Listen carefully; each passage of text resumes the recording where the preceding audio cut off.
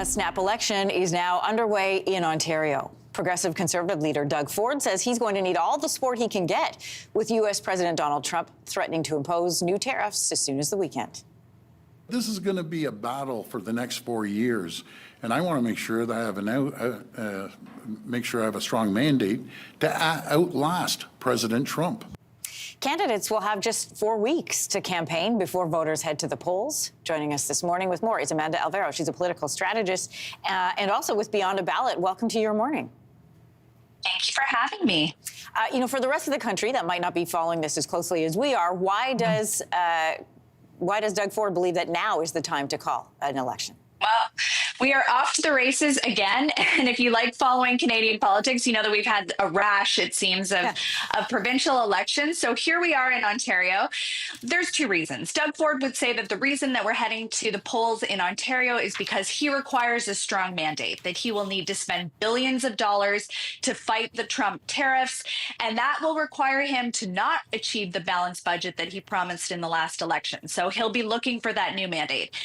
Others will say that the reason why we're headed to the polls is because his numbers are way up. We see him at a 20-point lead over the Liberals. We've seen his popularity increase. We saw his government's popularity increase over the last 2 months. So this would be a good time to strike.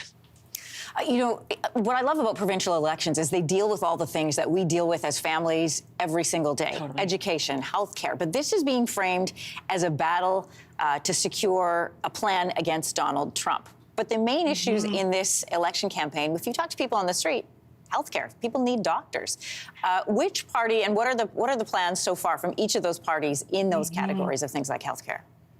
So you're absolutely right. And the PCs will try very hard to frame this as an election that is about protecting Ontario. In fact, that's their campaign slogan. It's the first ad out of the gate. And that's all about the Trump tariffs. Now, interestingly, dealing with Trump and the Trump tariffs has become a top 5 issue for Ontarians.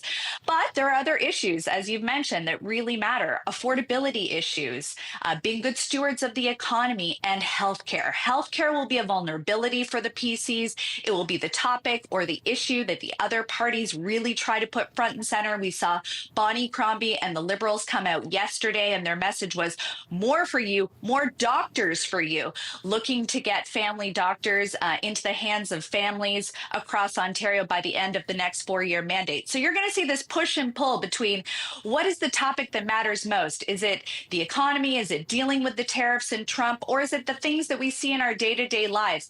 Healthcare, crumbling schools, the green belt, affordable housing.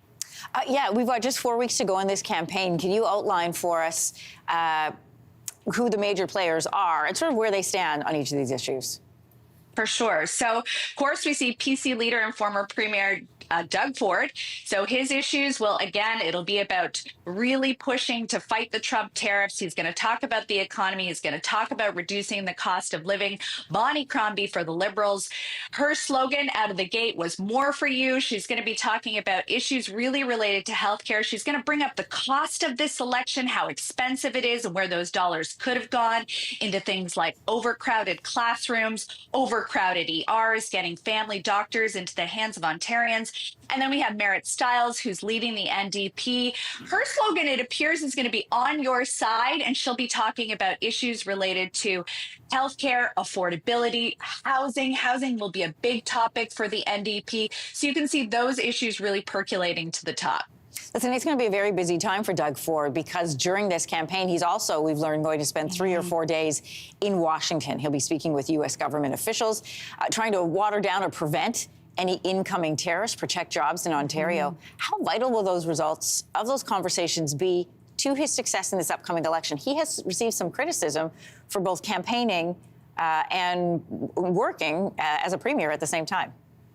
Right. And you know, those conversations could be critically important. He sort of positioned himself over the last, I would say, 7 weeks as Captain Canada, right? He's been on the charm offensive. He's been doing a lot of American TV. He's been meeting with a lot of American officials. Those conversations will matter as we see this February 1st deadline looming. Will the tariffs come into play? Will we see a phased approach? And can Doug Ford, position himself and really frame the argument agreement, frame the narrative as of him being the person who's going to champion Ontario jobs. So these conversations will really matter, but he's going to have to do this in contrast with his opponents pushing the issues that, again, matter to Ontarians, healthcare and classrooms. So he's going to have to do this juggling act between the topics that he wants to talk about and ones that are important to Ontarians, and of course, those that Bonnie Crombie and Merritt Stiles want to talk about. All right, Amanda Alvaro, political strategist, good to have your take on it as we head into now officially the snap election in Ontario. Thanks. Thanks for having me. If you liked that video, make sure to subscribe to the Your Morning YouTube feed where you can find all kinds of new content posted every weekday morning.